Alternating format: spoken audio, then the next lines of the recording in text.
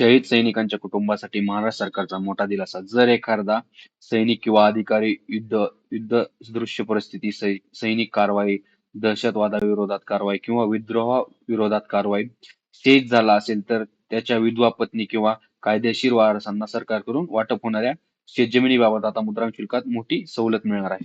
महाराष्ट्र शासनाच्या 4 ऑगस्ट 2026 रोजी राजपत्रातील आदेशानुसार अशा पात्र लाभार्थ्यांच्या सरकारी वाटपाच्या शेतजमिनीचा पहिला कन्व्हेन्स किंवा लीज इन्स्ट्रुमेंट वर आकारले जाणारे संपूर्ण स्टॅम्प ड्युटी माफ करण्यात येणार आहे.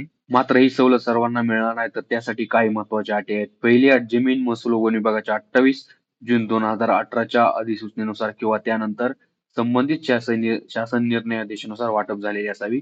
दुसरी, लाभार्थी हा संबंधित मयत सैनिक किंवा अधिकाऱ्याची विधवा किंवा कायदेशीर वारस असावा आणि त्याचा दर्जा सक्षम प्राधिकरणाने प्रमाणित केलेला असावा.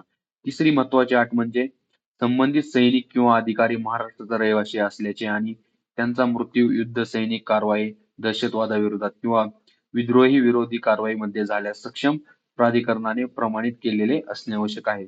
आणखी एक महत्त्वाची गोष्ट म्हणजे स्टॅम्प ड्युटीची सूट फक्त अशा जमिनीच्या वाटपासाठी करण्यात येणाऱ्या पहिल्या दस्तऐवजासाठीच उपलब्ध असेल.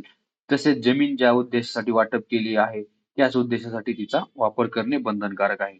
आणि जर एखाद्या लाभार्थ्याने चुकीची काही माहिती दिली तर तथ्य लपवणे किंवा वाटपाच्या अटींचा भंग केला तर मिळालेली स्टॅम्प ड्युटीची सूट मागील प्रभावाने रद्द होऊ शकते आणि स्टॅम्प ड्युटी सोबत दंडही भरावा लागू शकतो.